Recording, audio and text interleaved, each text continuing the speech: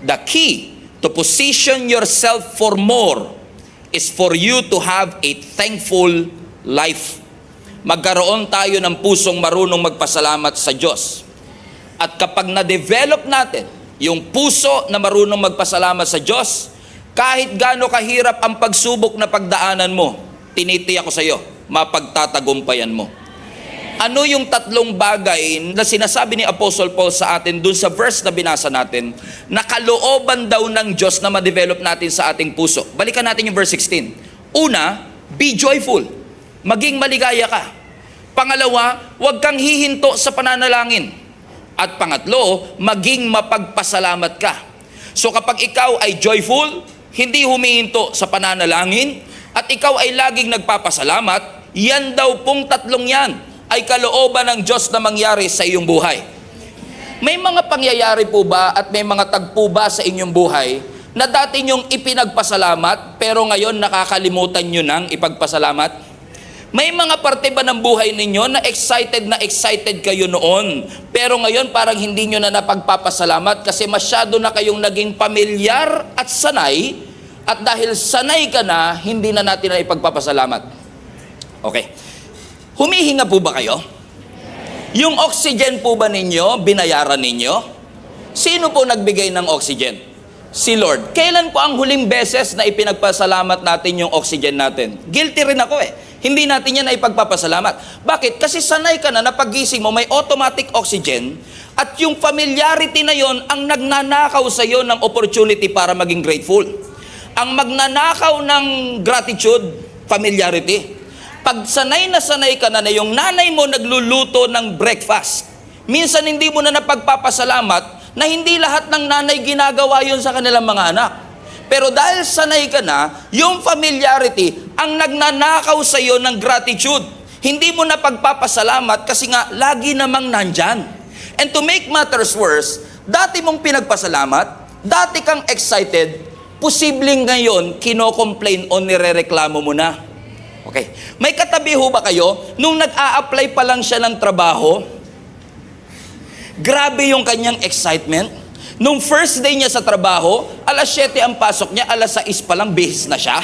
May ganun ho ba kayo? Pero ngayon, kung alas 7 ang pasok, alas 7 gigising. O bakit? Dati siyang excited. Huwag kayo masyadong tumawa, baka isipin ng katabi niyo, siya to, no? Dati siyang excited, pero yung dati kang excited, ngayon, hindi naman sa ayaw mo, hindi naman sa kino-complain mo, pero it's just that minsan, nawawaglit sa isip natin na ipagpasalamat na hindi lahat ng tao may trabaho. May mga kilala ba kayong dati, excited, kung sana magkaanak na ako, at talagang binigyan ka ng Lord ng baby, tuwang-tuwa ka. Nung pagkalabas ng baby, talagang hindi ka makatulog. Nakatingin ka lang sa mata niya, nakatingin ka lang sa pisngi niya, nakatingin ka lang sa ilong niya, pero ngayon, ayaw na kitang makita.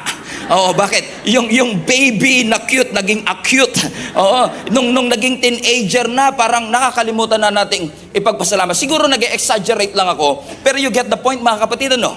No, na dati excited kang magkaasawa. Sabi mo, Lord, bigyan mo lang ako ng asawa. Pagsisilbihan ko ang aking asawa, mamahalin ko siya ng buong buo, mamahalin ko siya ng buong puso.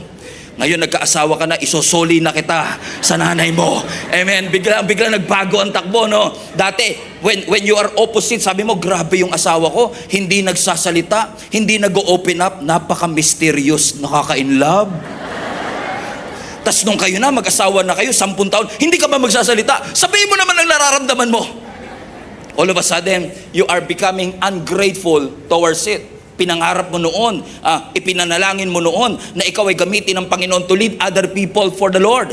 Na gamitin ka ng Panginoon to lead people, na maging leader ka. Pinag-pray mo yung position for leadership, at nung binigay na sa iyo, you are now trying to despise it or sometimes complain about it. Excited ka before, pero dahil sanay ka na ngayon, nagiging ungrateful ka patungkol sa bagay na ito. Sabi mo sa katabi mo, pakiramdam ko ikaw magiging topic today. Okay, I feel it. Everybody say gratitude. Put that in the chat. Everybody say gratitude.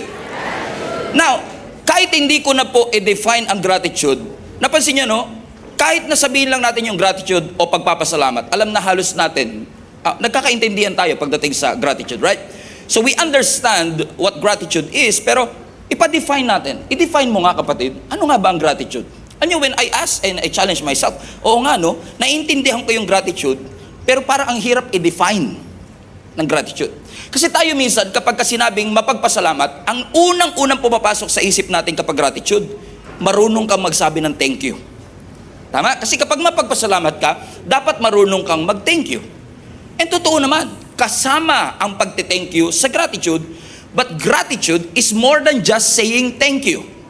In fact, sabi ni Rick Warren, ang gratitude daw po is a constant mindset of thankfulness. Ulitin ko, ang sabi ni Rick Warren, gratitude is a constant mindset of thankfulness. Hindi lang ako nag-thank you ngayon, kundi constant mindset na anuman ang tignan ko, anuman ang makita ko, meron akong constant mindset na lagi akong makakakita ng bagay na maipagpapasalamat sa Diyos. Kasi sa gratitude, you can make a poor man rich. Sa ingratitude, you can make a rich man miserable.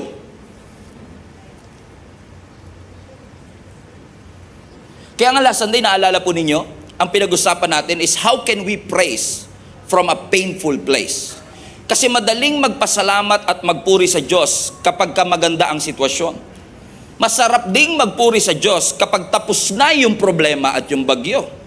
Pero ang malaking tanong, kaya po ba nating magpasalamat sa Panginoon kahit nasa gitna pa lang tayo ng matinding pagsubok? Kaya ba nating magpuri sa Diyos at magpasalamat kahit na ano ang sitwasyon ng ating buhay? Ano ang tinuturo sa atin ng Biblia? Sabi ng Psalm 103 verse 1 to 5. Let all that I am praise the Lord. With all my heart, I will praise His holy name. Let all that I am praise the Lord. May I never forget the good things that God does for me. He forgives all my sin. He heals all my diseases. He redeems me from death and crowns me with love and tender mercies. He fills my life with good things and my youth is renewed like eagles.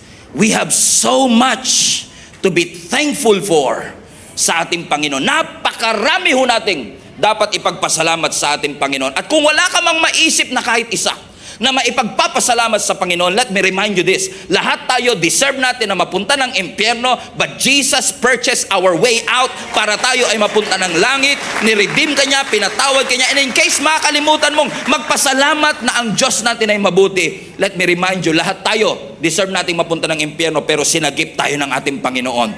Baka masyado lang tayong pamilyar na hindi na natin ito maipagpasalamat. I was reading an article the other day, at sabi ho nila, there are an average of 130,000 airplane na naglaland araw-araw safely. Araw-araw sa buong mundo, 130,000 na eroplano ang safe na nakakalapag. Pero ang nalalagay lang sa balita, yung nag-crash, yung nag-overshoot sa runway. Pero even as I speak, may naglaland na airplane at yung mga taong yun nagpapasalamat. But sometimes, hindi natin napapansin kasi sanay naman tayo na laging may lumalapag na safe. Ito'y paalala sa bawat isa sa atin na baka may mga pangyayari at may mga circumstance sa buhay natin dahil araw-araw natin nakikita, hindi natin maipagpasalamat sa ating Panginoon. We ought to give thanks to the Lord for He is God, and we ought to give thanks to the Lord for He is good. Since He is God and He is good, we ought as a Christian to thank the Lord. Everybody say, praise Jesus! Praise Jesus! At wala na po sigurong illustration pa o story pa sa Biblia that best describes the subject that we are talking about. And that is the story of the 10 lepers. Ito po yung storya ng 10 may ketong na pinagaling ng ating Panginoon. Let's read the whole story. Ang sabi ng Luke chapter 17 verse 11 to 17. As Jesus continued on toward Jerusalem, He reached the border between Galilee and Samaria. As He entered a village there, 10 men with leprosy stood at the distance, crying out, Jesus, Master, have mercy on us. He looked at them and He said, Go, show yourselves to the priest. And as they went, they were cleansed of their leprosy. One of them, when he saw that he was healed, came back to Jesus shouting, Praise God! And he fell to the ground at Jesus' feet, thanking Him for what He had done. And this man was a Samaritan. Jesus asked, Didn't I heal 10 men? Where are the other 9? Has no one returned to give glory to God except this foreigner? And Jesus said to the man, stand up and go, for your faith has healed you. Ganda ng story. Ang sabi ng scripture, habang si Jesus daw po ay nagtatravel towards Jerusalem, napadaan ho siya sa border ng Galilee at Samaria. Para mas maunawaan ng hindi masyadong nakakapagbasa ng Biblia, no? Yung border ng Galilee at Samaria ay parang border ng magkaibigan at magkaaway. So magkaaway na itong Samaria kasi kaawa ng mga Jewish people. So yung mga Galileans galit sa Samaritans, at yung mga Samaritan galit din naman sa mga Galileans. And Jesus was traveling in the border. A great picture ng ating Panginoong Yesus. Si Lord kasi hindi siya nagde-divide, He unites. And He was traveling in the border of it. As sabi ng scripture, habang naglalakad ang ating Panginoong Yesus, may 10 lalaki na may ketong o skin disease. Nung unang panahon, ang leprosy incurable. Walang gamot yan, parang cancer. So dahil ito ay contagious, madaling kumalat, lahat ng taong may ketong kailangang i-quarantine. Pero surprisingly, itong 10 ito, parang hindi naman sila quarantine, pero kailangan nila ng certain distance. So maaari na hindi severe ang kanilang case, but since meron silang leprosy, kailangan nilang dumistansya. Kaya sabi ng scripture, habang naglalakad si Jesus, itong 10 ketongin, he stood at a distance and they shouted, Jesus, Master, have mercy on us. At sa 10 ito, siyam magkakaibigan, yung isa kaaway. Siyam Galileans, yung isa Samaritan. Siyam na Hudyo, isang Samaritano. Pero pare-parehong isolated. Kasi kapag may leprosy ka, ibig sabihin lang nun, isolated ka. At ang epekto po ng ketong o ng skin disease na ito na leprosy, hindi lang po physical. Kasi physically, more than yung mga sugat-sugat sa iyong katawan, may mga cases ng leprosy na kahit yung mukha nila na de-deform, nawawala sa hugis. Kasi kinakain ng infection yung kanilang laman. So nawawala yung ilong, nawawala yung bibig, nawawala yung mukha nila, nasisira yung kanilang mukha. So just imagine the tragedy na every time natitingin ka sa salamin, hindi mo makilala kahit yung sarili mo.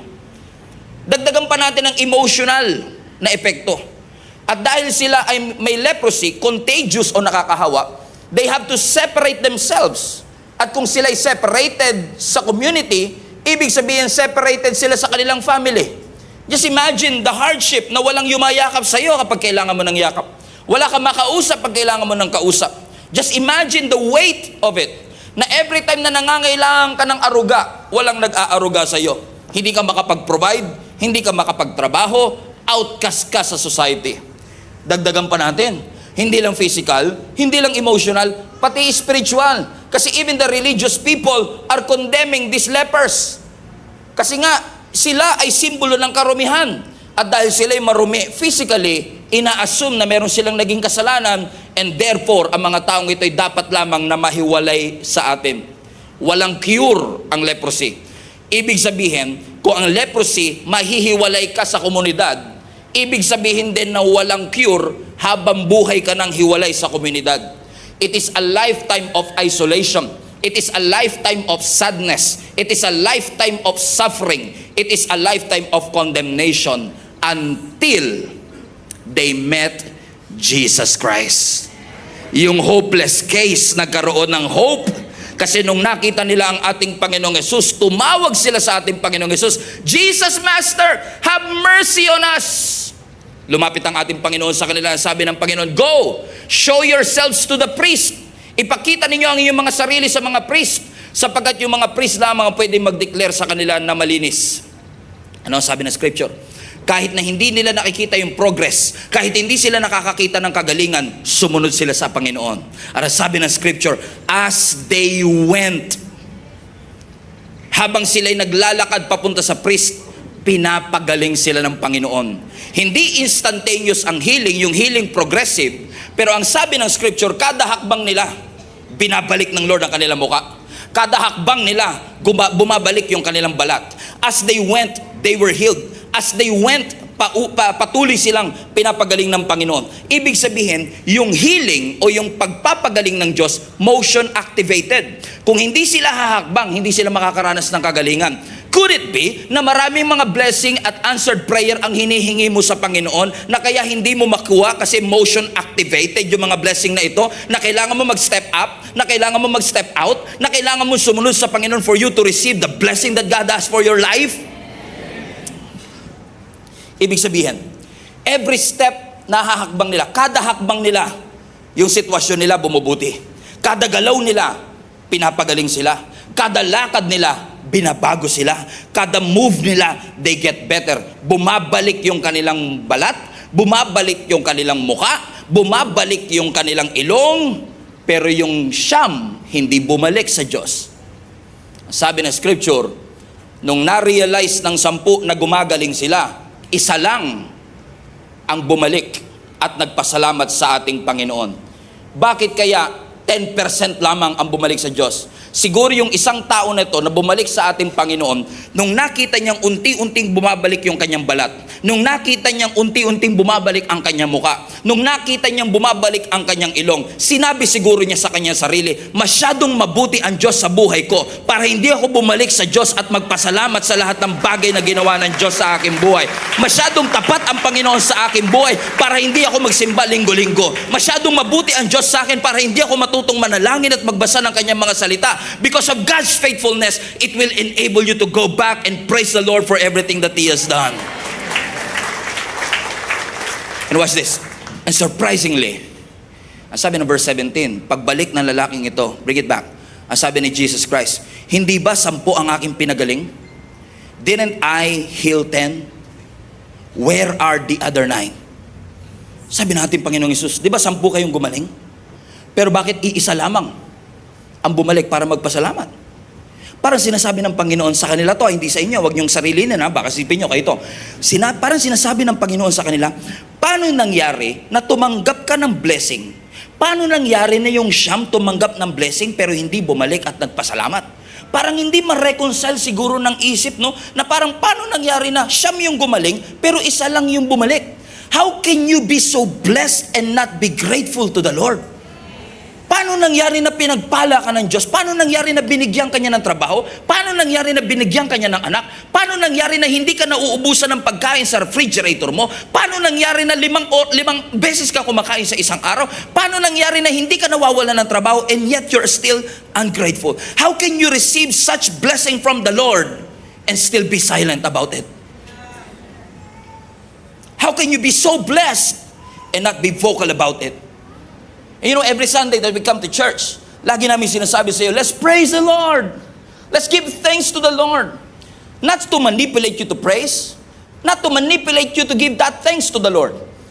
Because ang thanksgiving, o ang pumumuhay ng pagpapasalamat, you cannot manufacture it sa buhay ng iba. Hindi bigay ko sa ito, pasalamatan mo ang Panginoon. You cannot do that. But what we can do is this. When we say praise the Lord, we are reminding you, pinapaalala po namin sa inyo na tignan po ninyo ang inyong buhay. Look at your life and see all the great things that God has done in your life. Na kung paano ka nakarating sa tagpong ito. Na noong 2020, akala mo hindi ka makakasurvive. Noong 2021, takot na takot ka sa second wave ng COVID. Na noong 2022, hirap na hirap kang ibalik yung negosyo mo. Noong 2023, muntik na malugi ito. Pero noong 2024, nandito ka pa rin. At ngayon, September 1 na, Merry Christmas na naman. Mag-Happy New Year na naman tayo. And you're still alive. You're still here. And you're still serving. Is there anybody here na hindi magpapapigil sa ating Panginoon na pasalamatan siya sa lahat ng kanyang kabutihan? Nasaan ang siyam? Sigawan mo nga yung katabi mo, sabi mo, nasaan yung siyam? Asa na nga ba yung siyam na yan kasi? Ano ba, spekulasyon ko lang ha. Siguro yung siyam, tumuloy dun sa priest. Pina-check nila yung kanilang case. Oo nga no. Clean na ako. Malinis na ako.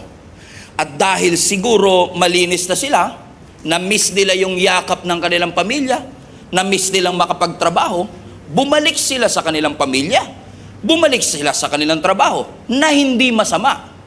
Pero nakalimutan muna nilang unahin na magpasalamat dun sa nagbigay sa kanila ng kagalingan. Amen?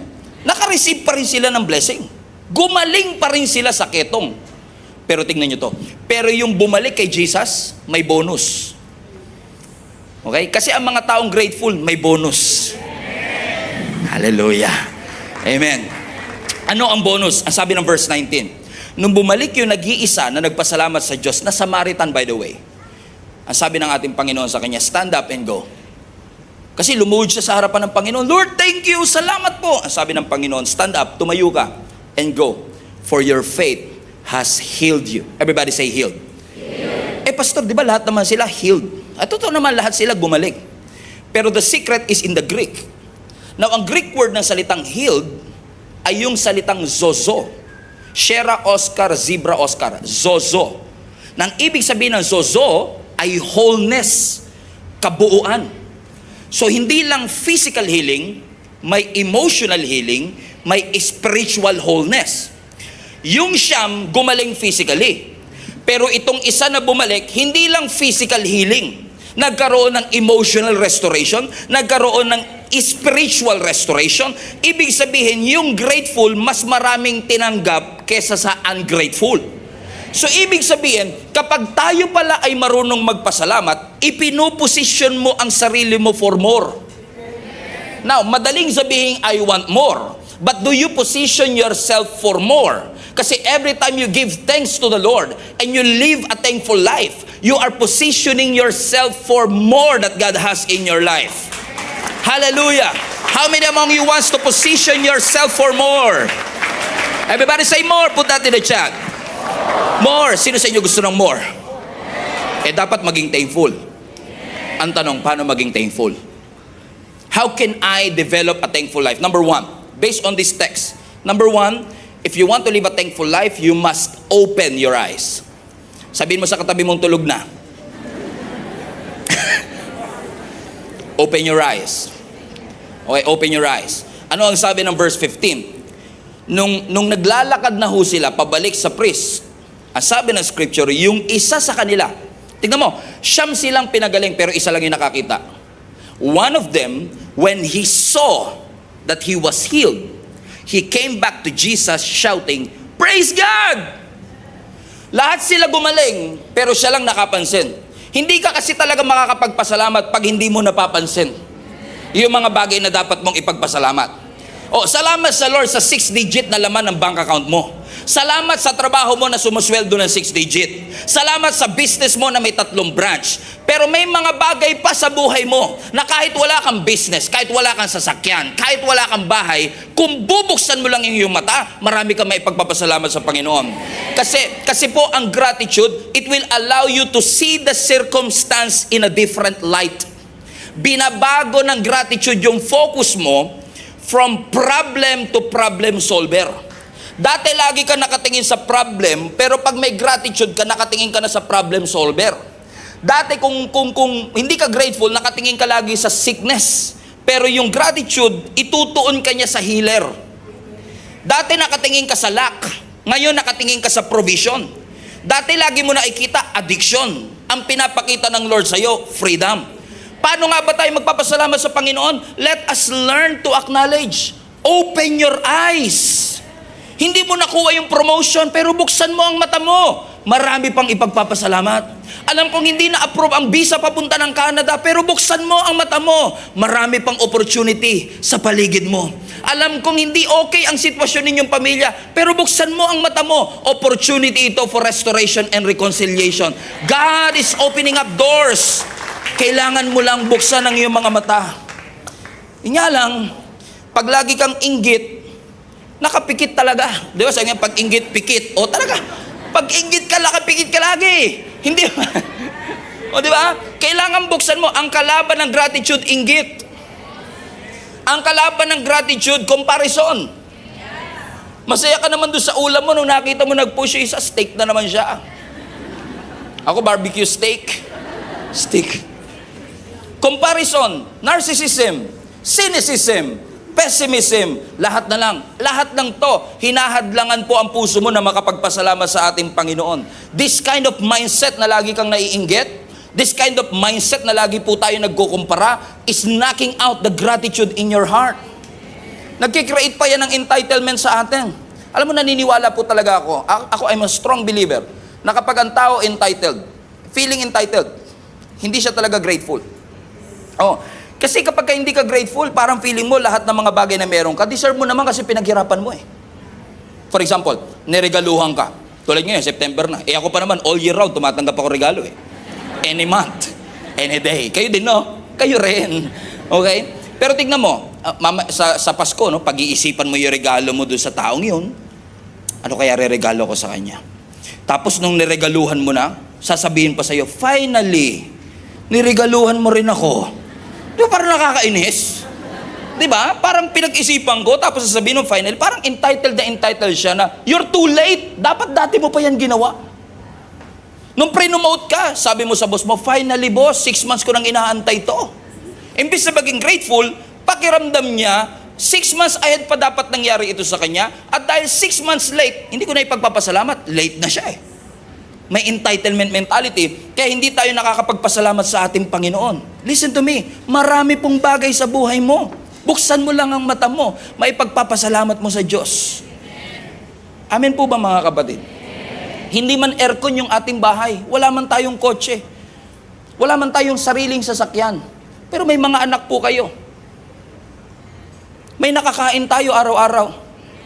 Yung iba nga mayat maya pa, hindi lang araw-araw, maya-maya.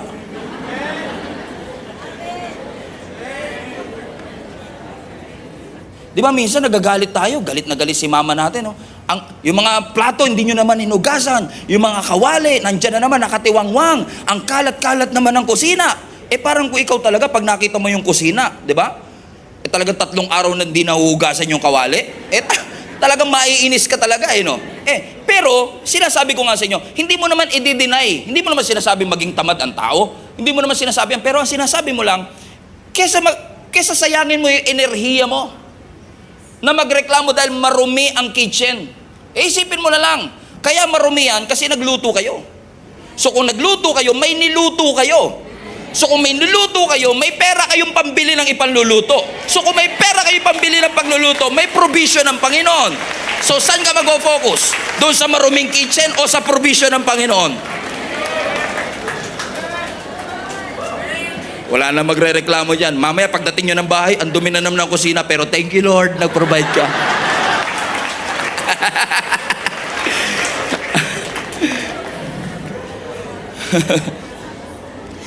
Lagi ko na ito ginagamit, pero marami pa rin din nakakarinig nito. Tsaka yung pastor naman paulit-ulit, so gagamitin ko ulit.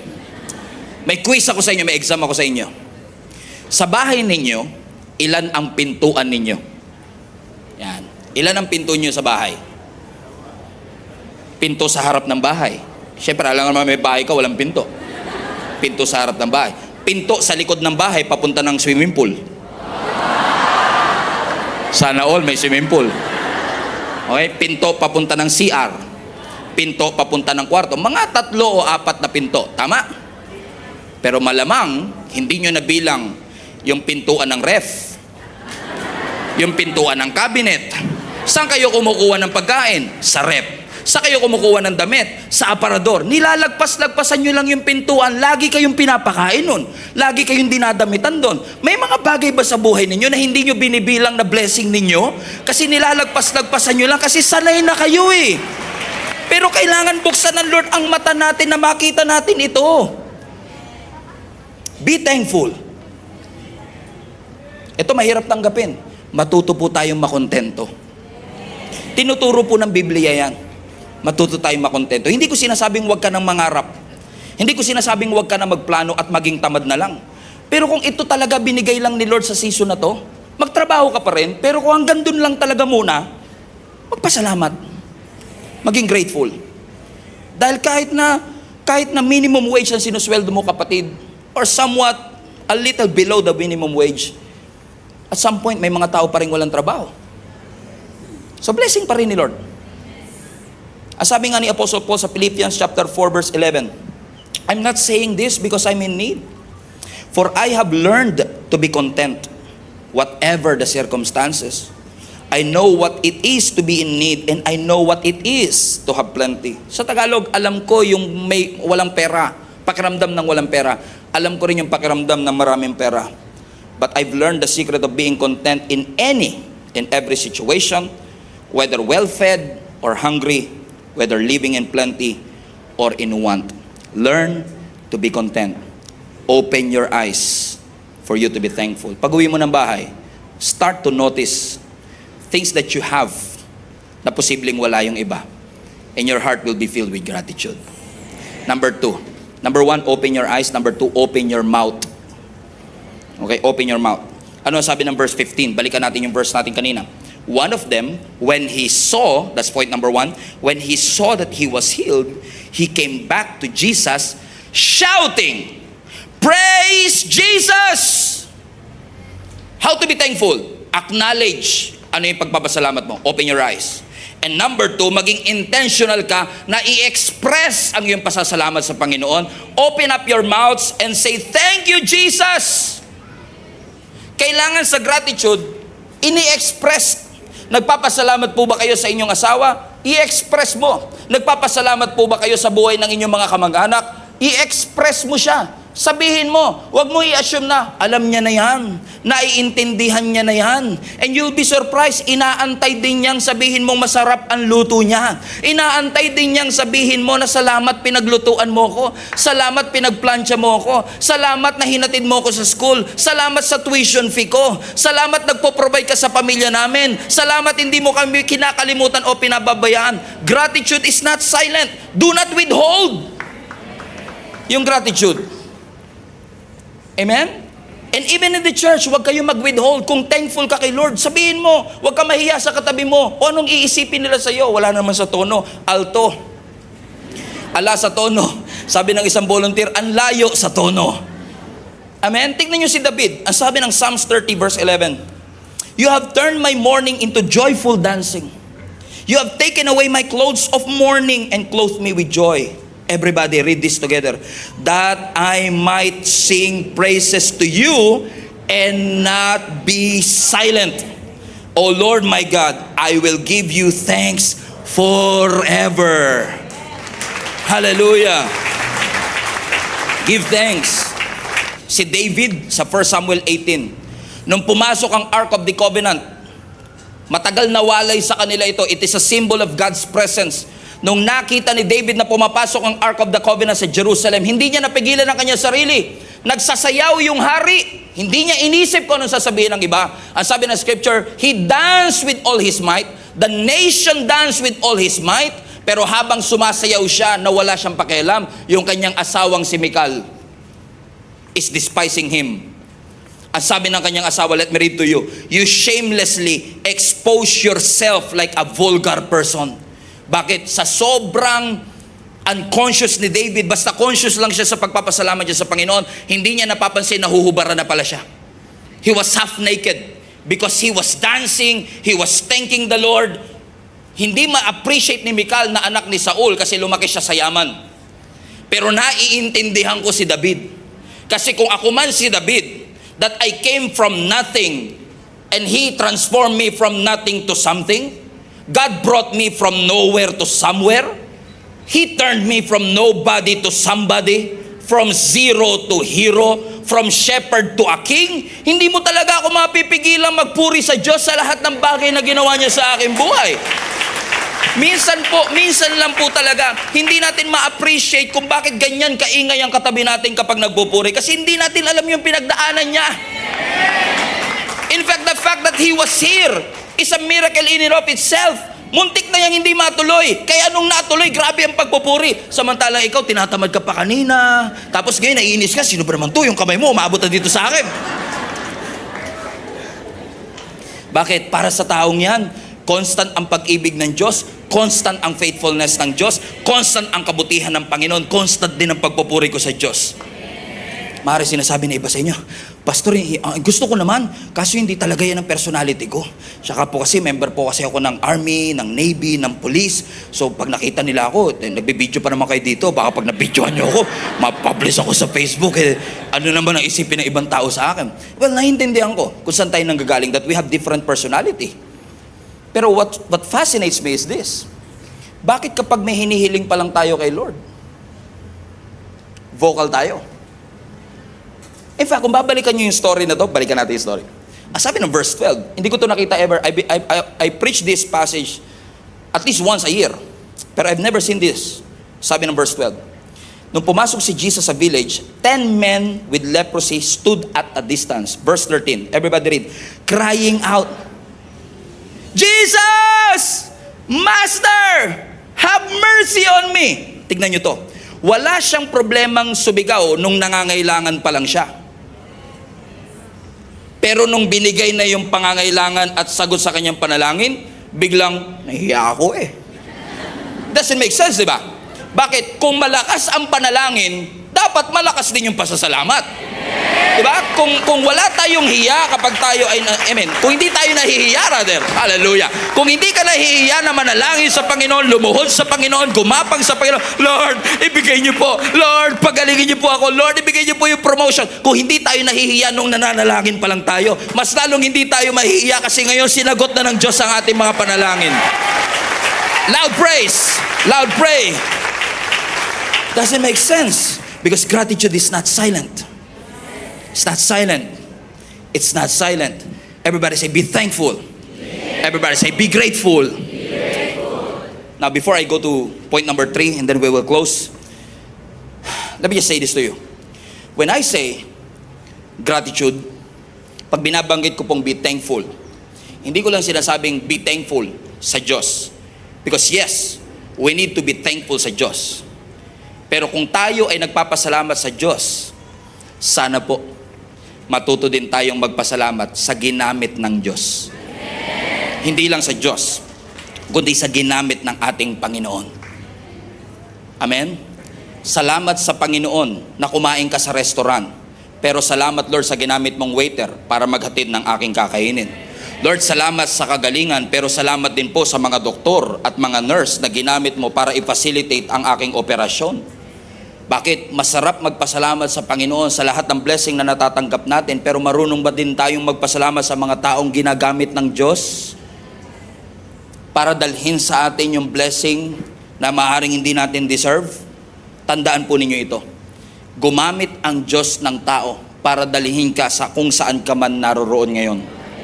May mga taong nananalangin sa'yo, may mga taong nagme-mentor sa'yo, may mga taong nagli-lead, nagga-guide para ikaw ay mapalapit sa ating Panginoon. May mga leader na nagsakripisyo ng kanilang pamilya, ng kanilang buhay, ng kanilang karir para tulungan kang mapalapit sa ating Panginoon. So let's give a second, mga kapatid, para pasalamatan natin ang mga leaders and volunteers ng ating simbahan for all the incredible things that they've been doing. Sa lahat ng mga volunteers ng ating simbahan who tirelessly working week in and week out to facilitate our Sunday worship experience. When you come to church and when you experience Jesus through this church, salamat sa Diyos. Pero salamat din na bago kayo dumating dito, 6 o'clock in the morning may dumarating na rito para ihanda yung services natin. Para pagdating natin, malinis yung ating worship hall. Mabango yung ating worship hall. Yung children's church natin hinahanda, yung upuan pinapantay, yung sound binubuksan, yung graphics hinahanda, yung camera binubuksan. Nag-contribute din po sila para sa bagay na na-experience din po natin. So thank God for what He has done. But thank also for these people na ginamit ng Panginoon para maranasan ko ang kanyang presensya. Amen? Everybody say, be grateful. Everybody say, be thankful. So kung may kilala kang leader o volunteer sa katabi mo, sa paligid mo, sabi mo sa kanya, thank you, maraming salamat. Thank you. Salamat sa Panginoon. Be grateful. And last, and I will close with this. Pinakamaiksi sa lahat ng point. Number 3. Number 1, open your eyes. Number 2, open your mouth. Number 3, bend your knees. Bend your knees. Ang sabi ng verse 16, nung na-receive niya ang blessing, he fell to the ground at Jesus' feet, thanking Him for what He had done. He fell to the ground. That's why I want to challenge you, church. Every time we worship, let us be a worshiping church. And let us worship the Lord in spirit and in truth. That every time that we experience God's presence, hindi na po natin kailangang i-entertain pa tayo ng worship team o educate pa tayo ng preacher natin. Tayo na mismo magsasabi sa ating sarili, what can I render to the Lord for everything that He has done in my life? Kaya nga mga kapatid, kayo ay aking ding hinihikayat, wag tayong ma-conscious sa magiging itsura natin kapag tayo nagpapasalamat sa ating Panginoon. Ano ba naman yung lumuhod ako, pinagaling ako sa aking ketong? He fell to the ground and he worshiped the Lord. Why is that? Because it is a sign, it is a symbol of His humility, na kung hindi mo po ginawa sa akin, hindi mangyayari sa akin.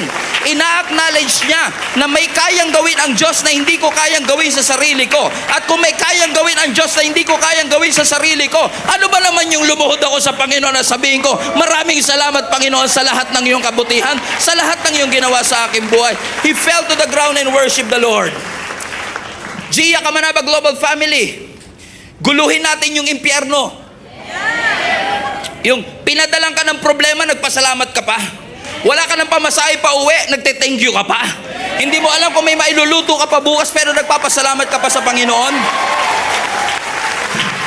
Akala ni Satan nakaisa siya sa atin, na porket pinadala niya tayo ng problema, hindi na ako magpapasalamat sa Panginoon. Nagkakamali ka. Malilito kayo dyan sa impyerno. Kasi dyan sa impyerno, ini-expect nyo, magrereklamo ako, iiyak ako, magmumukmuk ako, hihinto ako, susuko ako. No way! I will continue to worship the Lord regardless of the situation that I am in. I will start to be thankful, to give thanks to the Lord, and live thankful to the Lord for all the great things that He has done. Lord, salamat sa aking pamilya. Salamat sa aming simbahan. Salamat sa bubong over my head. Salamat sa pagkain on our tables. Thank you, Lord, for all the doors that you have opened. Thank you, Lord, for all the sickness that you have healed, for all the mountains that you have moved. Let us learn to be grateful and be thankful. You might not see it yet.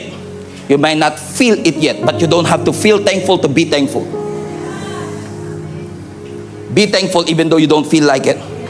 Pag may problema, huwag mong takbuhan. Pag may problema, huwag mong sukuan. Buksan mo mata mo. Ano yung mga bagay na kahit nasa gitna ako ng problema, may pagpapasalamat ko sa Diyos. Pastor, you don't know what I've been through. Nawalan po ako ng nanay. 65 years old lang po siya nung kinuha siya ng Panginoon sa amin. Nakakalungkot, masakit na pangyayari. Pero hindi ho ba? Salamat pa rin sa Diyos. Pinahiram niya sa inyo yung nanay niyo ng 65 years. Salamat pa rin sa Panginoon na sa kabila ng lahat ng sakit na pinagdadaanan niyo, nakukuha niyo pa rin pong umiti. Nakukuha niyo pa rin pong magsimba. Nakukuha niyo pa rin pong magpasalamat sa ating Panginoon. Kasi hindi ko man maintindihan yung sitwasyon na nasa akin ngayon, pero ang alam ko lang may dine-develop ang Lord sa akin. So paglabas ko sa sitwasyong ito, salamat pa rin sa Lord sa karakter na na-build sa akin. Salamat pa rin sa Panginoon sa tapang na nabuo sa aking puso.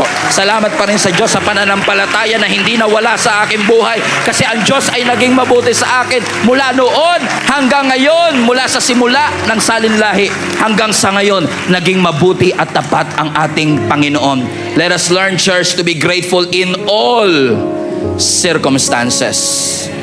Be grateful. Everybody stand to your feet. High five at least 3 people and say thank you. Yakapin mo kung kakilala mo and say thank you. Thank you.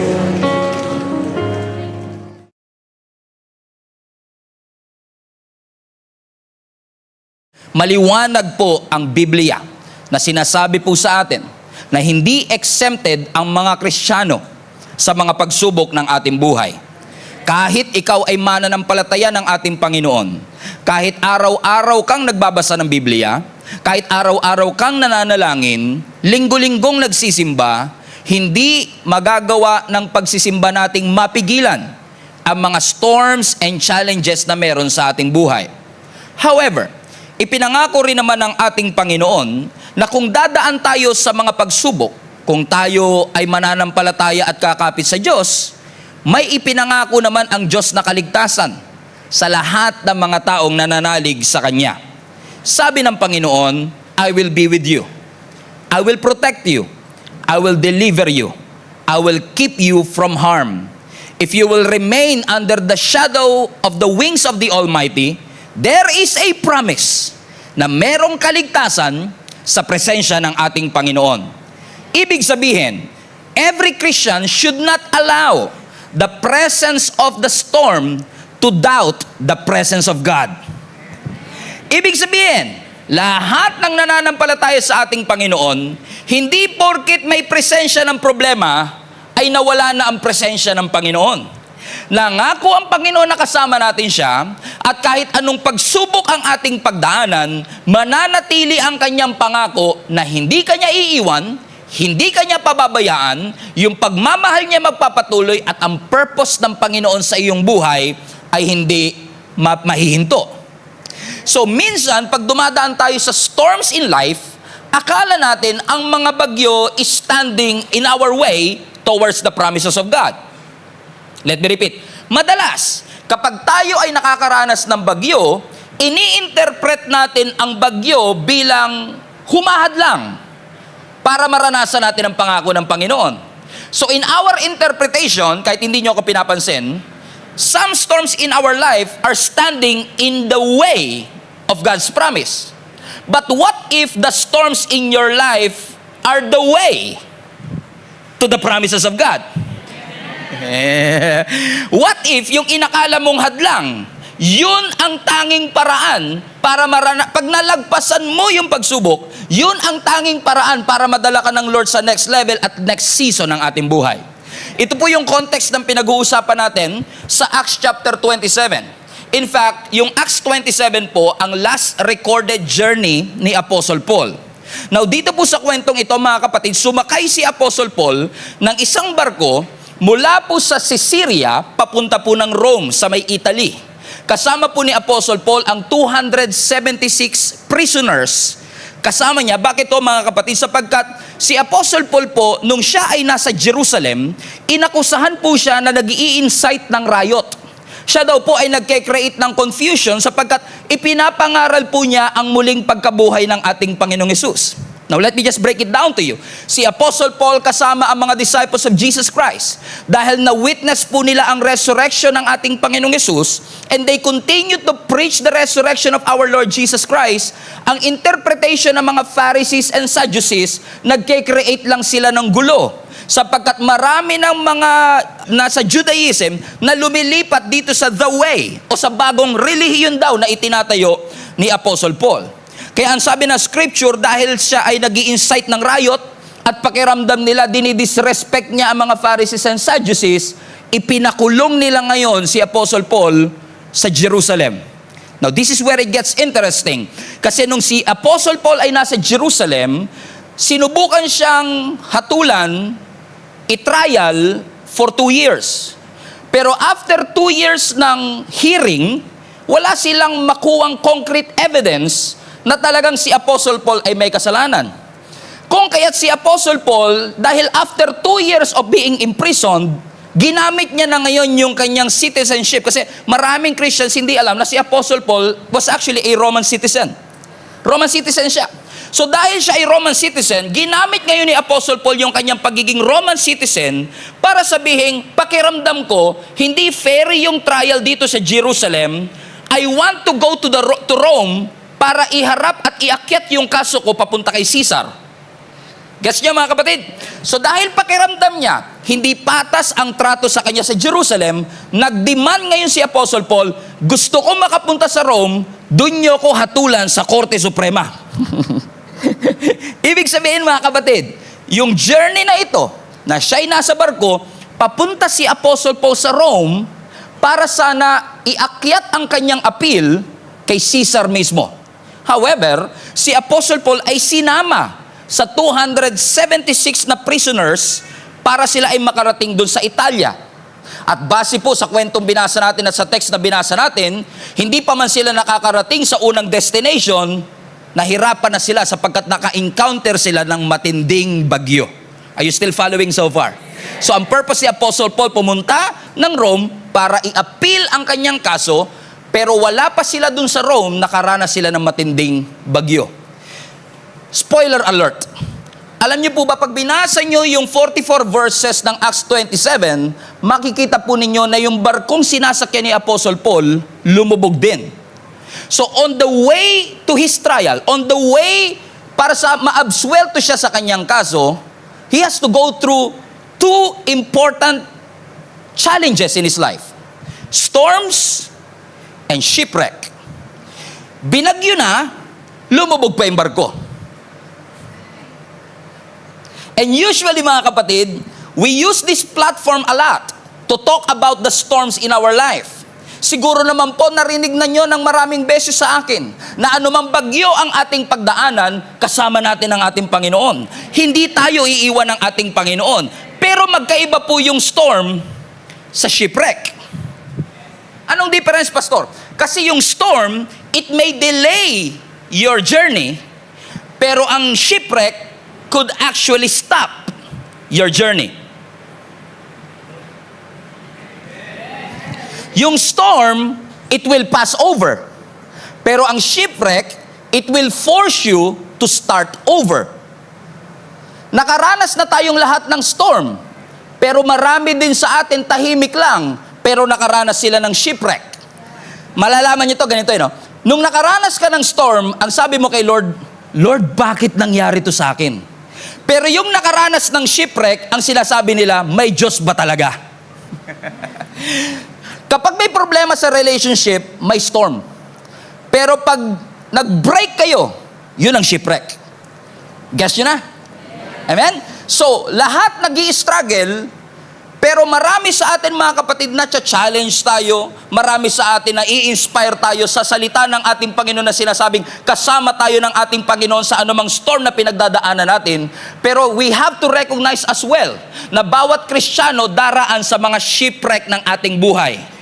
Malulugi ang negosyo, mawawalan ng trabaho, mamamatayan ng mahal sa buhay, mawawalan ng pinagkakakitaan. Maraming bagay na nakakapagpa-symbolize the shipwreck that happened in your life. Ibig sabihin, ang shipwreck is actually an illustration, a metaphor for everything that is losing in your life. Yung nawawala, yung lumulubog. Pero alam niyo ba mga kapatid, sa storya na pinag-aralan natin, since 44 verses nga to, hindi naman natin kaya lahat pag-aralan kung i-discuss natin yung 44 verses, pero uunti-untiin ko na lang i-digest sa inyo para mas maunawaan natin. Kasi kung babalikan po ninyo mga kapatid ang storya mula dun sa simula, bago pa man umalis si Apostle Paul, bago pa man sila tumawid papunta ng Rome, kinausap niya na yung mga sailors. Ang sabi niya sa verse 10, Men, I perceived that this voyage will end with disaster and much loss, not only of the cargo and ship, but also our lives. Are you still with me? Let's read that again. Ang sabi ni Apostle Paul sa mga sailors, now listen, si Apostle Paul, tent maker, si Apostle Paul, minister of the word. Now itong minister of the word at tent maker, pinapangaralan yung mga actual na seaman. Para sabihin, guys, wag nyo nang tuloy. Mapapahamak tayong lahat. Hindi lang tayo mawawalan ng cargo, pati yung buong barko lulubog and we will lose our lives. Now, this is a bold statement from Apostle Paul himself na wala namang alam sa navigation sa barko. In essence, kung ipaparaphrase natin yung sinabi ni Apostle Paul, ang sinasabi lang ni Apostle Paul, hey guys, listen, the ship will not make it. Our vessel will not survive this storm because this ship will fall apart. Hindi ko alam kung sinong kinakausap ng ating Panginoon, pero gusto lang ipaalala ng Panginoon sa iyo. Alam kong lahat tayo we want to get to our destination, but some ships in your life will not make it. Tamo tahimik? Mas maganda kasing pag-usapan nyo, you are going to make it. God is going to bless you. God is going to open doors of opportunity in your life. God is going to use you to be a blessing to other people. And everybody will shout. Everybody will say amen. Pero mahirap mag-amen kapag sinabing may mga ship sa buhay ninyo na hindi magtatagal. May mga ship sa buhay natin na nalulubog. May mga relationship na mapuputol. May mga partnership na mapuputol. May mga friendship na masisira. May mga hardship na pagdadaanan. Come on now. Amen. There will be ships in your life that's not going to make it. Alam ko nananalangin tayo. Alam ko nagfa-fasting tayo. Alam ko meron kang pangarap of a happily ever after. Alam ko meron kang vision that you're going to make it, that you're going to succeed. But some ships in your life will not make it. Sometimes, may mga barko, may mga ships sa ating buhay na hindi makakarating sa kabilang dako. Kahit gaano kalaki ang Bible mo, kahit linggo-linggo ka nagsisimba, some ships in your life will fall apart. The thing that you're holding on will fall apart. May mga projects na hindi matutuloy. May mga businesses na magsasara. May mga mahal sa buhay tayo magpapaalam. Alam kong gusto natin na ayusin ng Diyos ang mga circumstances na meron tayo sa ating buhay, but I'm afraid to tell you that some ships in your life will fall apart. Now listen, alam kong tahimik kayo and I expected it na magiging tahimik kayo, mga kapatid. Pero di ba, wala naman siguro sa ating sasakay ng barko kung alam mo lang naman nalulubog ito. Right? Sino sa inyo, pupunta kayo sa pier, sabi niya, lulubog to pero sasakay ako. Si Apostle Paul lang nagsasabi noon. Pero sa realidad ng buhay, kung alam mong lulubog yung barko, ba't ka sasakay? Kung alam mong yung eroplano babagsak, bakit ka sasakay? Kung alam ko lang na ipagpapalit niya ako sa iba, di na ako pumayag na pinakilig niya ako. Di ba? Bakit tayo papayag? Kung alam ko lang naman natatanggalin ako sa trabaho, bakit pa ako nag-apply?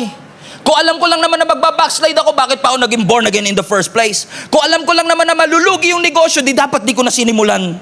Kung alam ko lang na yung proyektong ito ay masisira at mahihinto, bakit kailangan ko pang sinimulan? Katulad ni Abraham, kung alam lang sana ni Abraham na ipapa-offer lang yung anak niya si Isaac, ba't pa siya binigyan ng anak? Bakit ka pa sasakay ng barko kung alam mo naman palang lulubog? And sometimes when our ships are sinking, the boat is sinking, group yourselves into three. Minsan, listen to me mga kapatid, I believe God is talking to you today. Marami sa atin ang hanggang ngayon in denial pa rin. Kasi pakiramdam natin kaya nating sagipin yung barko using our own skills and our own ability. But listen to me, no amount of skill can stop the ship from sinking if God allowed it to happen. Kahit gaano tayo katalino at katalented, if God allowed it to close, it will close. If God allowed it na mawawala siya. It's part of our life. May itinuturo ang Panginoon sa mga shipwrecks ng ating buhay. Yes, all of us will go through storm. All of us are prepared for the storm. But I want you to be prepared for the shipwrecks that's going to happen in your life. Dadaan po ang shipwreck, mga kapatid.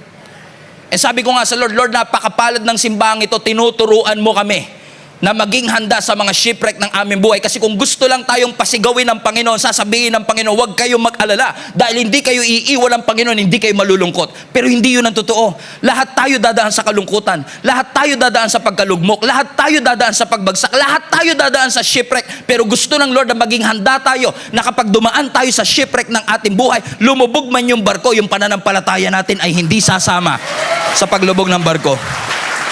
Listen to me mga kapatid, huwag mong masyadong hawakan yung mga ship ng iyong buhay.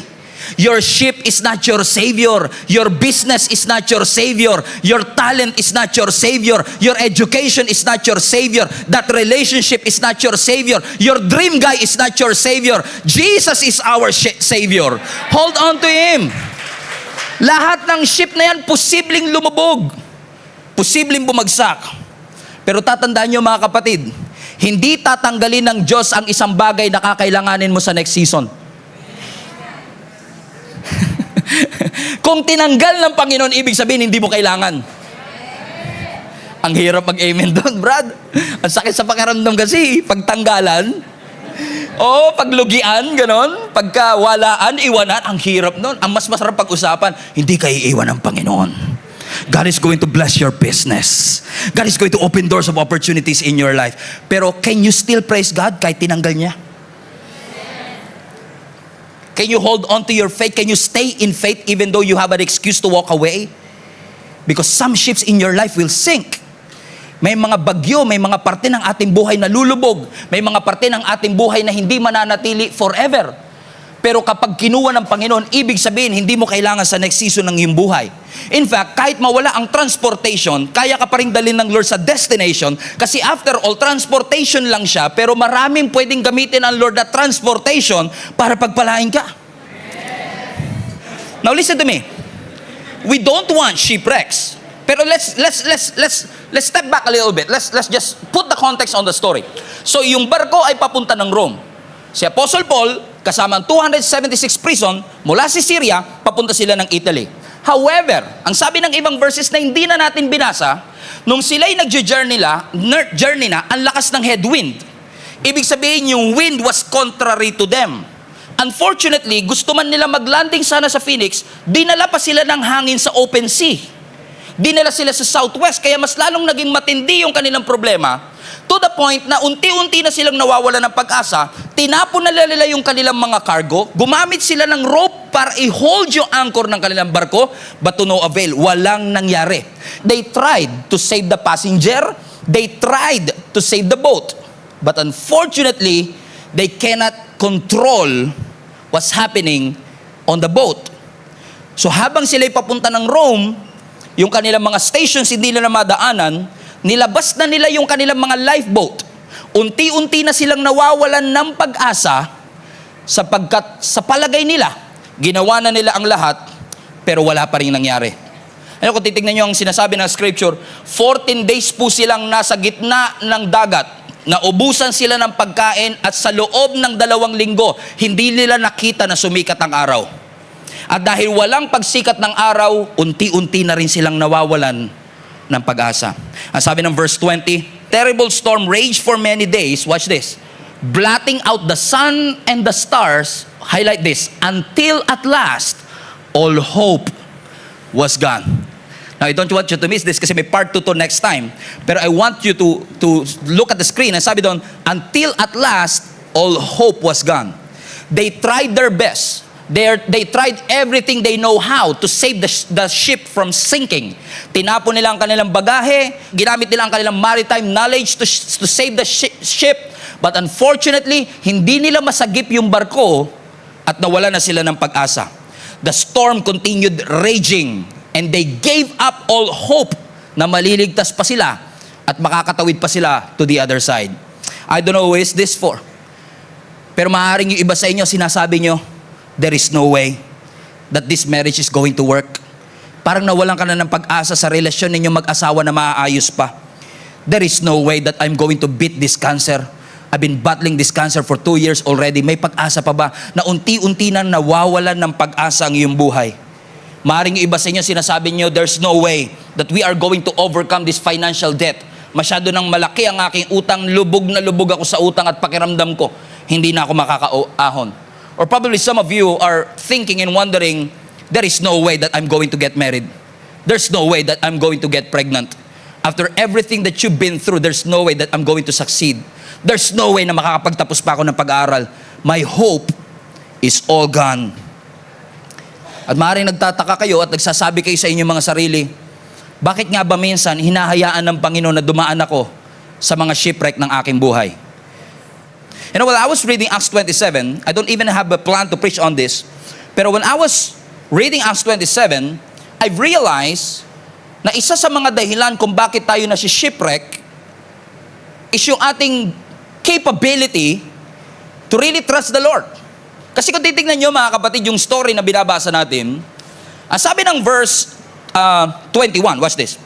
Sabi ng verse 21, no one had eaten for a long time. So finally, Paul called the crew together and said, man, you should have listened to me in the first place and not left Crete. You would have avoided this damage and loss. Sino sa inyo gusto nyo maiwasan ng damage?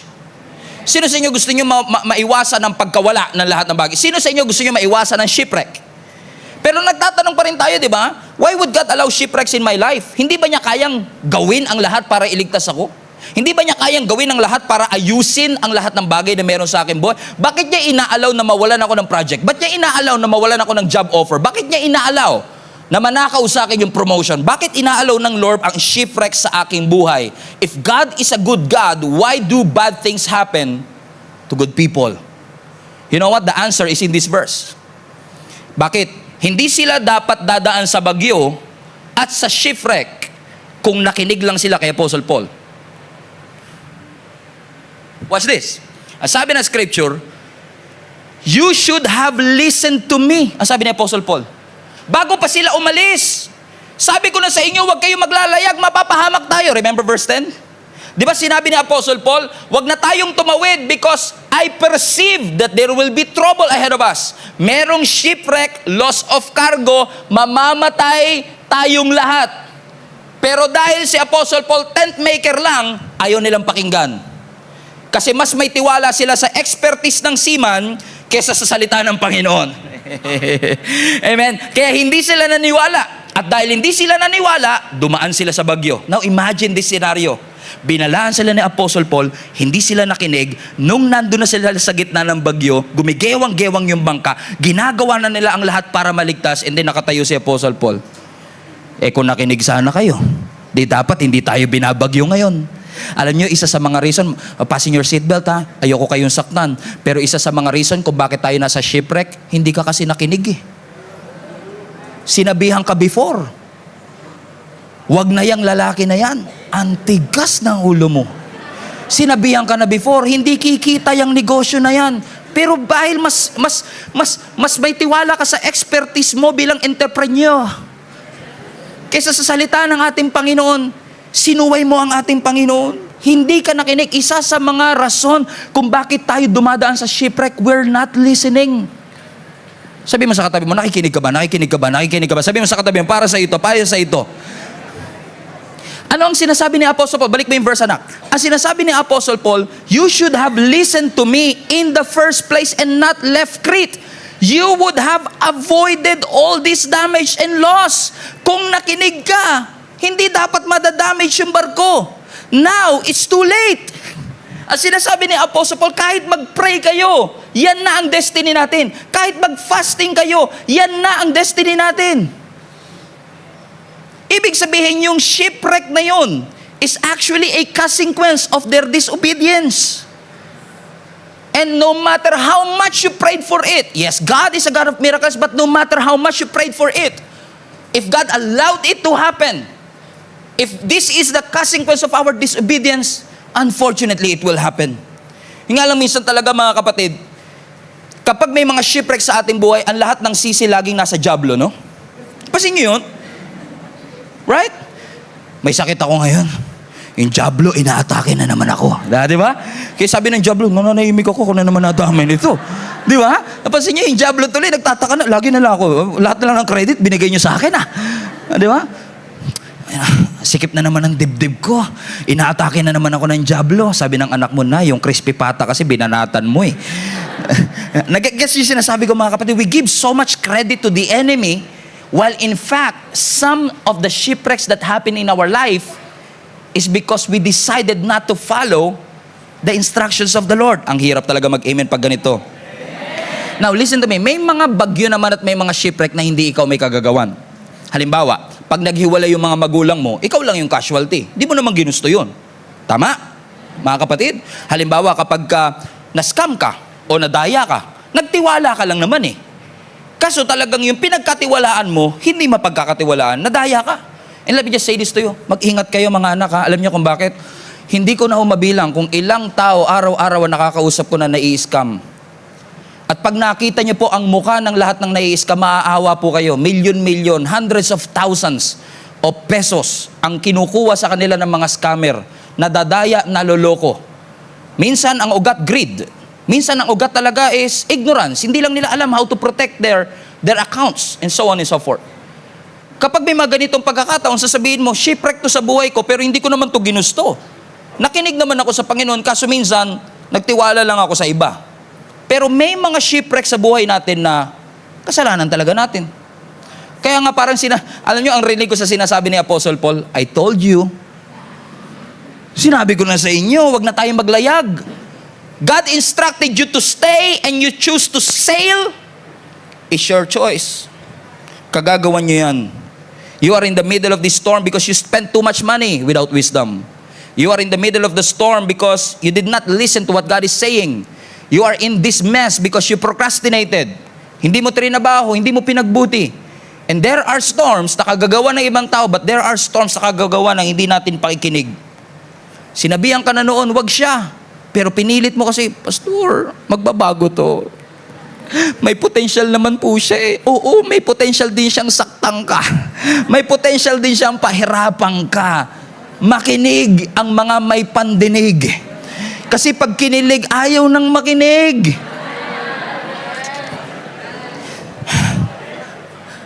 Kaya tuloy, they gave up all their hope. Kaya sabi na scripture, they tried to save the ship. Pero dahil alam nila it's their fault, finally they gave up. Wala na talaga. Wala nang pag-asa. Pero hindi naman lahat ng shipwreck dahil hindi tayo nakinig. Minsan may mga shipwreck kasi mali ang season. Mali ang season. Watch this. Ang sabi ng verse 9, bago verse 10. So, notice, pakitanggal anak. Yung verse 10, kung naaalala ninyo, sinabi ni Apostle Paul, huwag kayong maglalayag. Kasi kapag naglayag kayo, mapapahamak tayo, lulubog yung barko. Naalala nyo pa mga kapatid? So bago sabihin ni Apostle Paul yung verse 10, sinabi muna niya yung verse 9. Kasi bago 10, 9 muna. Wow, nakakilabot. Woo! So bago sabihin ni Apostle Paul, huwag kayong maglalayag, ano ang dahilan? Ba't niya nasabing huwag kayong lumarga? Ito ang dahilan, verse 9. Ang sabi niya, we had lost a lot of time. The weather was becoming dangerous for sea travel. Why? Because it was so late in the fall. And Paul spoke to the ship's officers about it. Pero hindi nakinig yung officer. Komprende mga kapatid? So ano ang dahilan kung bakit yung barko ay na-shipwreck? Number 1, hindi sila nakinig. Number 2, naglayag sila sa maling panahon. Kasi nung naglalayag sila, it was so late in the fall. Ibig sabihin, winter is coming already. At dahil winter is coming, yung kanilang journey ay hindi na nasa tamang season.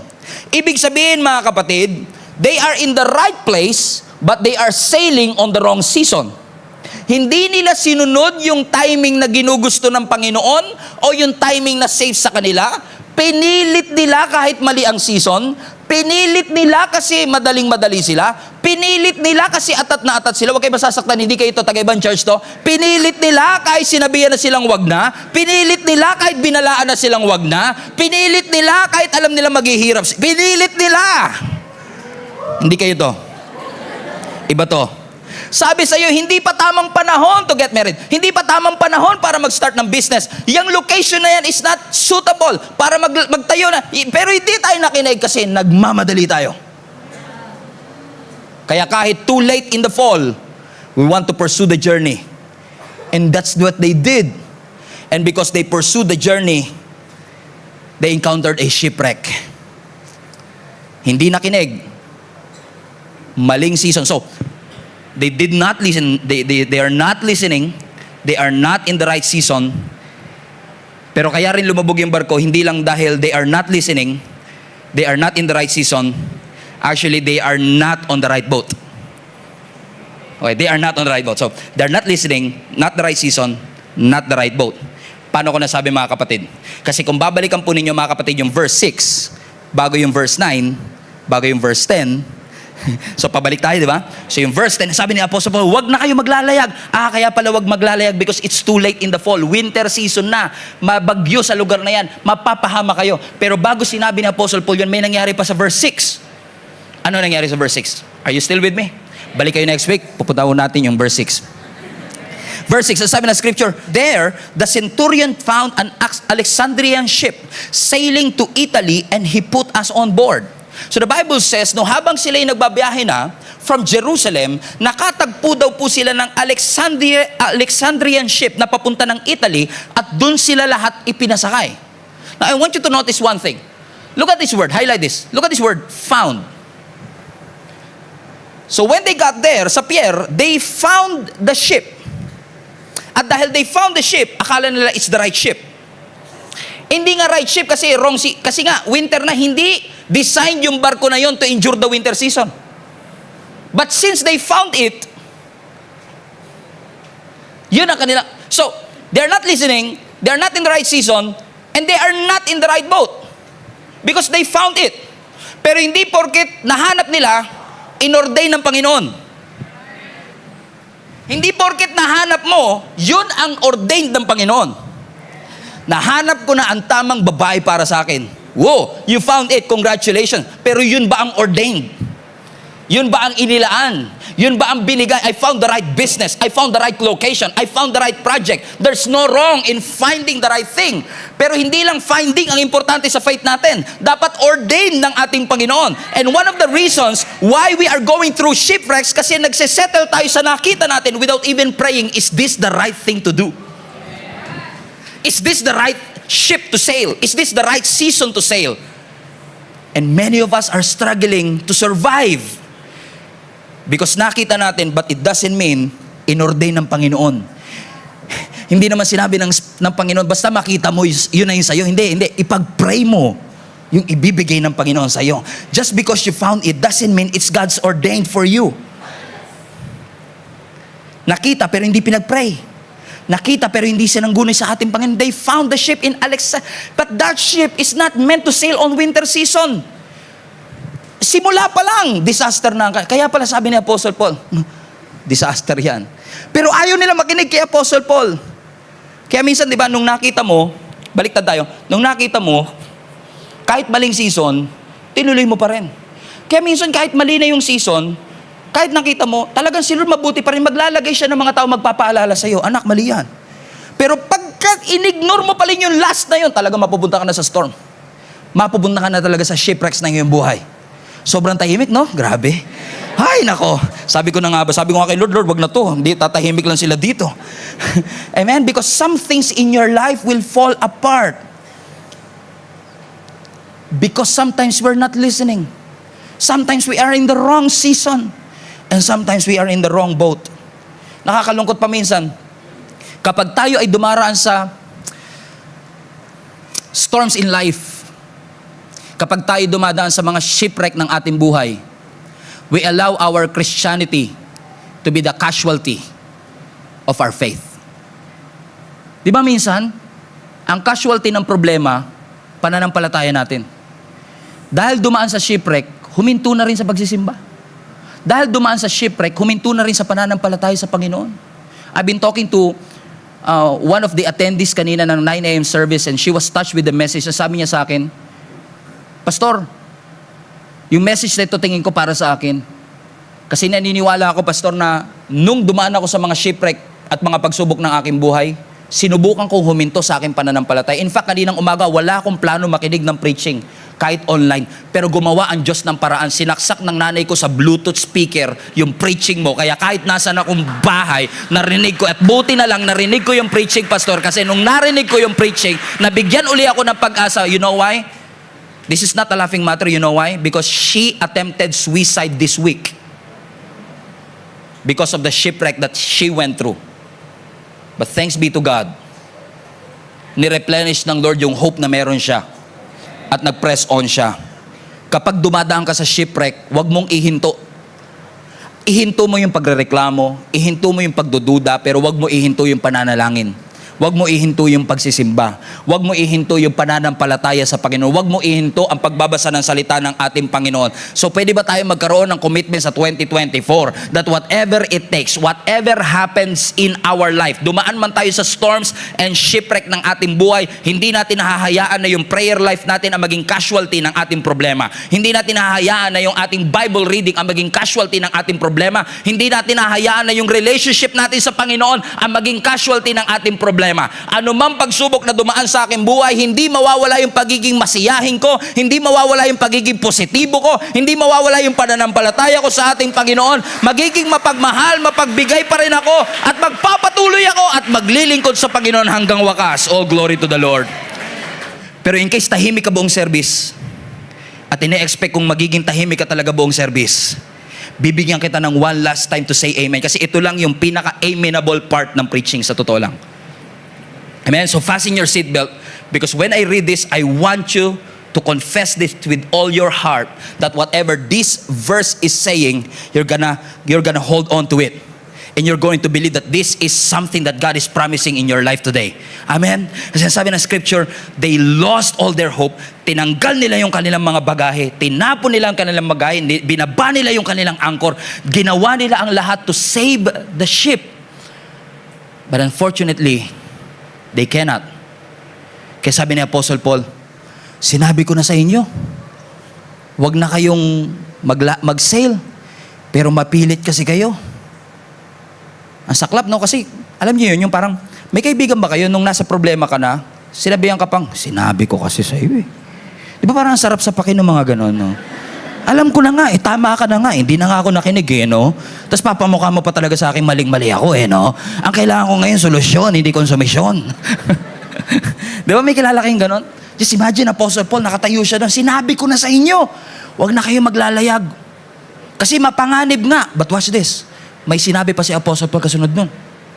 Pero ang sabi niya sa verse 22, again, this is the amenable part of the message, so don't miss this.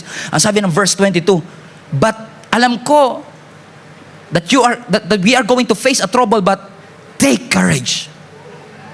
Why? Because none of you will lose your lives, even though the ship will go down.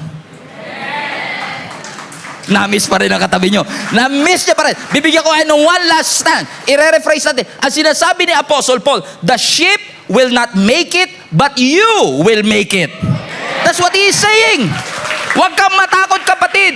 Kasi lahat ng ships mawawala. They are not going to make it, but you are going to make it. Some relationships will not make it, but you are going to make it. Some partnerships will not make it, but you are going to make it. Some relationships, some friendship will not make it, but you will make it. Some businesses will not make it, but you will make it. Some contracts will not push through, but you will make it. Bakit? Ang kamay ng Panginoon wala sa barko. Ang kamay ng Panginoon nasa iyo. Ibig sabihin, saan ka man naroroon ngayon, the hand of the Lord is in your life today. And He is reminding each and every one of us, the ship will sink, but you are going to make it. The relationship won't make it kahit 11 years na kayo. The relationship won't make it kahit 12 years na kayo. But you are going to make it in Jesus' name. Hallelujah. Hallelujah. Alam ng tao kung gaano kabuti ang ating Panginoon, pero ikaw lang ang nakakaalam kung gaano kabuti ang Panginoon sa iyong buhay, na hindi ka niya pinabayaan, hindi ka niya iniwan sa anumang circumstance na iyong pinagdadaanan. So i-confess mo sa iyong sarili, nasasaktan ako but I'm going to make it. Nahihirapan ako but I'm going to make it. The ship will sink but I'm going to make it. In Jesus' name, I'm going to make it. We are going to make it. Ang sabi ni Apostle Paul, take courage. Lulubog yung barko, pero you are going to make it. I don't know. Hindi ko alam kung sino yung kausap ng Panginoon, pero sinasabi ng Panginoon sa iyo, huwag kang mawawala ng pag-asa, kapatid. May pangako ang Panginoon sa iyo. Ang purpose ng Panginoon sa iyo ay hindi nakadepende sa barkong sinasakyan mo. Hindi hihinto ang purpose ng Panginoon dahil lang may mga nawalang bagay sa iyong buhay. The loss of a loved one is not the loss and not the end of the purposes of God in your life. God is going to help you to make it through the other side. In fact, mga kapatid, yung mga shipwreck, detours lang talaga siya if you think about it. Nag-change man ng way, pero hindi nag-change ng promise ang Diyos. Nagbago man ng daan, nagbago man ng timeline, nagbago man ng schedule, pero ang purpose ng Panginoon sa iyo ay hindi matatapos. The ship won't make it, but you are going to make it. You know, sometimes, I don't know who is this for, pero minsan, gusto lang talaga tayong yakapin at paalalahanan ng Panginoon na baka we put too much confidence on our boat.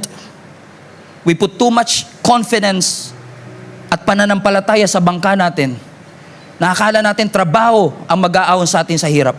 Naakala natin yung gamot ang makakapagpagaling sa ating kasakitan. Na yung doktor na yan ang makakapagbigay ng lunas sa akin. You're holding on so much and putting so much confidence on your ship na kapag nawala yung ship, nawala ka na rin. Pero hindi porkit nawala ng trabaho, iniwanan ka na ng Panginoon. Hindi porkit nawalan ng negosyo, iniwan ka na ng ating Panginoon. Ang sabi ng Panginoon, merong assurance na dadalin pa rin kita sa kabilang dako nito. Listen, may pangako ang Diyos. May pangako ang Diyos sa iyo. Yun yung pangawakan mo. Have the faith to believe. And start speaking not what you see, but what you want to see. Do you want to see breakthrough? Speak about breakthrough. Speak about miracle. The ship will not make it, but you, by the grace of God, you're going to make it. Sabi ko nga sa sarili ko, grabe si Apostle Paul, no? Ang taas masyado ng confidence niya para sabihing, lulubog yan. Hindi tayo makakatawid sa other side. At nung nagpapanik-panik na sila, tinatapon nila yung cargo. Sabi niya po, sabi ko kasi sa inyo, ayaw nyo pero nandun din siya. Sabi ko nga sa sarili ko, bakit nga ba si Apostle Paul, confident na confident siya, that the ship won't make, kasi sinabi niya, hindi pa nangyayari, binanggit niya na eh. Sabi niya, the ship won't make it. but we will make it. Saan niya kinuha yung confidence na yon? Kasi, ang sarap tapusin nito yung message, no? Pag uwi ninyo, I'm going to make it. I'm going to make it. Pero anong pinangahawakan mo para sabihin you're going to make it? So, it's a shallow preaching. Walang depth, walang lalim. Pero ano ang meron kay Apostle Paul? Ano yung nangyari sa kanya? Bakit sobrang confident siya that he's going to make it? Alam niyo kung ano, mga kapatid? Kasi the night before they sailed, nangusap ang Panginoon sa kanya. Watch this. Ang sabi ng verse 23, and I'm going to close with this. For last night, the angel of the Lord to whom I belong and whom I serve stood beside me and said, verse 24, don't be afraid, for you will surely, not maybe, you will surely stand trial before Caesar. And what's more, God in His goodness has granted safety to everyone sailing with you. Para sinasabi ng angel kay Apostle Paul, dahil nandun ka sa bangkang yon, lahat ng mga kasama mo maliligtas na rin kasama mo. Ano sinasabi ni Apostle Paul? Kaya confident si Apostle Paul na sabihin that my ship won't make it, but I will make it, kasi nangako ang Panginoon sa kanya na ang purpose at ang final destination niya, haharap siya kay Caesar, doon mismo sa Roma. Sabi ng Scripture, you will surely stand trial before Caesar. Ibig sabihin, sure na sure ang Panginoon that whatever happens, magkaroon man ng detour, mapunta ka man sa Phoenix, mapunta ka man sa ibang lugar, but I will surely bring you to your destination. Don't be afraid. Don't be afraid. Don't be afraid. Don't be afraid. Alam ko nakakatakot pag tinitignan mo ang bank account mo. Alam ko nakakatakot pag tinitignan mo lahat ng mga credit card bills mo. Alam ko nakakatakot kapag tinitignan mo ang sitwasyon ng iyong mga anak. Paano ko sila mapagtatapos? Paano ko sila mapag-aaral? Alam ko nakakatakot pag tinitignan mo ang mga magulang mo nangihina. Paano na lang pag kinuha sila ng Panginoon? Pero gusto ko lang sabihin sa iyo, kapatid, ano ang bagay na tatanggalin ng Panginoon sa iyong buhay? Ibig sabihin, hindi mo kakailanganin sa next season ng iyong buhay. I want each and every one of us to go through 2024 at magkikita-kita ulit tayo sa 2025 na lahat tayo nakaranas ng shipwreck pero nakangiti pa rin tayong lahat.